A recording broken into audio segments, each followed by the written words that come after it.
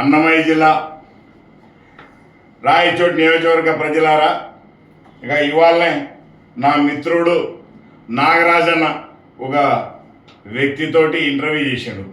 ఆ ఇంటర్వ్యూ చూసిన ఎవడ్రాబాయ్ ఈడోడు పిల్లిబిత్రిగాడు ఏడనో చూసినట్టున్నది అనుకున్నా. ఇక ఈ మధ్యకాలంలో చెరువులలో పోయి పాపరకాయలు ఏరుకుంటూ లెక్క కొడుతున్నాడు ఎవడ్రాయుడు అనుకున్నాను. ఇంకా ఇటువంటి పిల్లిబిత్రిగాళ్ళు అందరూ కూడా నేల టికెట్కు తక్కువ, నేల టికెట్కు ఎక్కువ, ఎమ్మెల్యే టికెట్కు తక్కువ.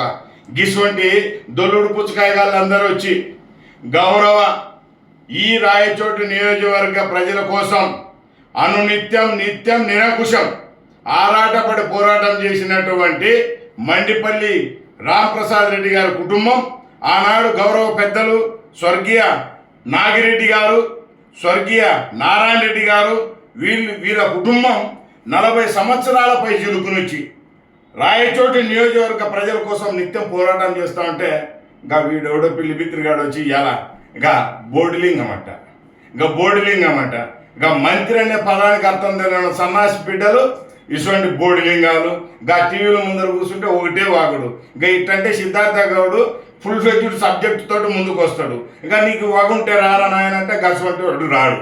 ఇటువంటి వాళ్ళు అందరూ కూడా మాట్లాడుతూ ఉంటే వీళ్ళకి నేను సమాధానం ఇచ్చుకోవాలంటే నిజంగా నాది చిన్న నేను తక్కువ అంచనా అయిపోతా, నేను పిల్లగానే అయిపోతా.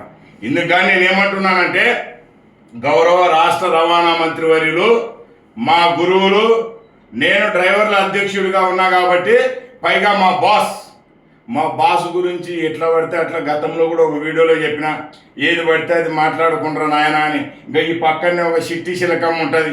ఆ సిట్టి శిలకమ్మ ఒక వీడియో పెట్టి మొగుడిని పక్కనే పెట్టుకొని ఒక వీడియో పెట్టి ఆ రోజు కూడా ఎట్లా పడితే అట్లా మా మంత్రి గారి సత్యమని అయినటువంటి మా హరితమ్మ గారిని కూడా ఏదో మాట్లాడింది. ఆ రోజు ఆ సిట్టి శిలకమ్మకు కూడా చెప్దాం అనుకున్నా. సమయం పోతే పోయింది, ఆడబిడ్డని ఎందుకు ఇదేద్దాం అనుకున్నా. మరి ఇవాళ ఇంకొకడు పిల్లిబిత్రిగాడు బయటకు వచ్చిండు. ఇట్లా రోజుకో పిల్లిబిత్రిగాడు ఎవడో ఒకడు బయటకు వచ్చి ఏదో మాట్లాడుతూ ఉంటారు. నేను గతంలో కూడా చెప్పిన, ఓరే నాయన మీది ఏదైనా ఉంటే రారా నాయన, కట్టగరుచుకొని అందరూ ఒక దగ్గరికి రారే, ఇంకా మొత్తం తెలుసుకుందామంటే బరాబర్ కొట్టుకుందామంటే కొట్టుకుందాం, లేదంటే మీ అభివృద్ధి ఏదైనా చేసినటువంటిది ఉంటే, ప్రజలకు ఏమన్నా మీరు న్యాయం చేసినటువంటి వాళ్ళు అయితే, ప్రజల పక్షాన్ని నిలబడినటువంటి వాళ్ళు ఉంటే రండ్రా నాయన మీ లిస్టు తీసుకురండి, మా లిస్టు తీసుకొస్తాం. ఇక మేము రాంప్రసాద్ రెడ్డి గారి కుటుంబం అంటే మండిపల్లి కుటుంబం ఎక్కడన్నా ఒక షెడ్డు కబ్జా చేసినట్టు కానీ, ఒక రూపాయి ఎప్పుడైనా తిన్నట్టు కానీ ఎవడన్నా ఉంటే తీసుకురండి అంటే ఇంకా దానికి ఎవడు ముందుకు రాడు. ఎందుకు తెలిసినా ఇంకా దొంగలు దోపిడీ దొరలందరూ అందులోనే ఉన్నారు ఈ వైఎస్ఆర్ కాంగ్రెస్ పార్టీలో. ఇంకా ఈడేదో పెద్ద పీకుడు కానీ లెక్క మా గౌరవ ముఖ్యమంత్రి వర్యుల్ని నారా చంద్రబాబు నాయుడు గారిని ఏమంటా ఉన్నాడు, ఇక నమ్మద్రోహం చేసిందట. నమ్మద్రోహానికి నిలువెత్తు నిదర్శనం మీరే.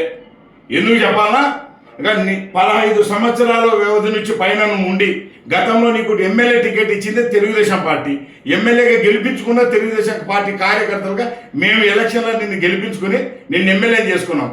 నీకు ఇప్పుడే చెప్పిన నేల టికెట్కి ఎక్కువ, వార్డు మెంబర్ ఎమ్మెల్యే టికెట్కి తక్కువ అని. అసలు నీకు ఎమ్మెల్యే టికెట్ ఇచ్చింది గెలిపించుకున్నదే తెలుగుదేశం పార్టీ అయితే అదే తెలుగుదేశం పార్టీని ఎలా తిడుతున్నాం. ఇంకా కొత్త బిచ్చగాడు కదా పొద్దురగాడు అన్నట్టుగా ఇక ఈ బతికినన్న రోజులు ఇంట్లోనే బతికినావు, ఇవాళ అక్కడ పోయినావు.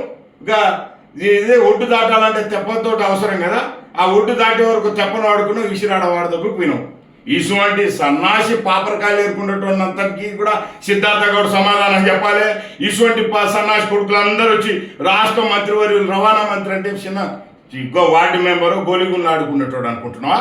ఒక రాష్ట్రంలో ఉన్న శ్రీకాకుళం నుంచి చిత్తూరు వరకు ప్రతి ఒక్క డ్రైవర్ కుటుంబీకుడికి రవాణా వ్యవస్థకి మంత్రి ఆయన పోయి నువ్వు బోడిలింగము, ఇంకొకటి ఆ లింగము ఈ లింగం అంటున్నావు అంటే నువ్వు నీ గురించి చెప్పిన ఇప్పుడే ఆ చెరువులలో పాపర చెట్లలో పాపరకాయలు పెరుకున్నట్టు అని చెప్పిన. ఇంకా ఇటువంటి నీలాంటి వాడు ఎక్కడైతే అడుగు పెడతాడో ఇంకా వాడు రెడ్డి భాష గారు మావాడు పాపం దెబ్బకు వీడికెళ్ళి తట్టపట్ట చదివేండి. ఇంకా అమెరికాకి పోతాడంట. ఇంకా ఇంతకుముందు ఒకసారి పెండింగ్లో పడిన బాత్రూమ్లన్నీ కడడానికి పోతా అంటున్నాడు. ఇంకా ఈ ముచ్చటే ఉంటుంది మీ పంచాయతీ అంతా కూడా. ఇంకా మా ఊర్లో ఒకడు దోపిట్ కాడు ఒకడు ఉండే. ఇంకా వాన్ దోపిట్ కాని గురించి ఏం చెప్పమంటావు? ఈ పక్క గుడి దగ్గరకు ఒక 4 ఎమ్మెల్యేలు తీసుకొచ్చి గుడి మొత్తం కబ్జా చేసిండు బిడ్డ. ఇక అనవసరంగా మేము శాంతియుతంగా గాంధీ మార్గంలో గౌరవ నారా చంద్రబాబు నాయుడు గారు మా ముఖ్యమంత్రి వర్యుడు ఆయనకున్న విజయను విఘ్నత విధేయతతోటి ఆయనకున్నటువంటి క్రమశిక్షణలో మేము నడుస్తున్నాం కాబట్టి ఇక అంతో ఇంతో ఉంది. గిసువంటి దోపీటి గాడో అరపీటి గాడో ఎవడో పడితే వాడు మా మీద గొడవలు చేస్తే దాడులు చేస్తే గమ్మున ఉన్నామంటే మా శతకంతనం కాదు. మేము కూడా మాకు రోషం పౌరుషం ఉంది. ఇక్కడనే పుట్టినాం, ఈయనే పెరిగినాం, ఉప్పు కారం తింటున్నాం, మాకు రోషం పౌరుషాలు ఉన్నాయి. మేము తెగబడి కానీ తిరగబడి కానీ ఇళ్ళలోకి దూరితే నా కొడకల్లారా ఇంకా ఫీట్లు ఏ ఫీట్లు ఉండవు. ఎందుకనే ఏంటంటే మేము ఒక న్యాయబద్ధంగా ప్రజలకు సేవ చేయాలని వచ్చినాం. మీలాగా నరకాసుల్లాగా వదాలు చేసి డ్రైవర్లను కూడా చంపి ఇంటి డోర్ డెలివరీ చేసుడు, లేకపోతే పేద బడుగు బలహీన వర్గాలైన ఎస్టీ ఎస్సీ బీసీ మైనారిటీ బిడ్డలను కూడా అంతమొందించినటువంటి దుర్మార్గులు మీరు. కాబట్టి మీ లెక్క మేము చేయదలుచుకోలే. మా విజన్ అంతా కూడా పేద బడుగు బలహీన వర్గాలకు ప్రజలకు పరిపాలన చేయడం, యువతకి ఉద్యోగాలు ఏ విధంగా సంపాదించి పెట్టాలి, రాష్ట్రాన్ని ఏ విధంగా అభివృద్ధి చేయాలని చెప్పి ఆ యొక్క బాటలో మేము పోతా ఉన్నాం. కాబట్టి గౌరవం ఇవాళ మా రవాణా మంత్రి వర్యులు కూడా మాకు మా బడు బలహీన వర్గాలలో ఎస్టీ ఎస్సీ బీసీ మైనార్టీలకు సంబంధించి కానీ ఇతరత్ర రవాణా వ్యవస్థకు సంబంధించి కానీ అన్ని విధాల ఆయన క్లుప్తంగా ఆలోచించి రాబోయే కాలంలో బస్సు రవాణా కూడా ఫ్రీ సౌకర్యం కల్పించే విధంగా ఈ ప్లాన్ల మీద ఆయన బిజీగా ఉన్నాడు. రాష్ట్ర ముఖ్యమంత్రితో కలిసి ఇవన్నీ వ్యవహారాలు చేస్తున్న తరంలో ఈడోడు పిల్లిపిత్రిగాడు వచ్చిండు, దొల్లుడు పుచ్చకాయగాడు, ఇంకా బోల్డింగ్ అన్నమాట.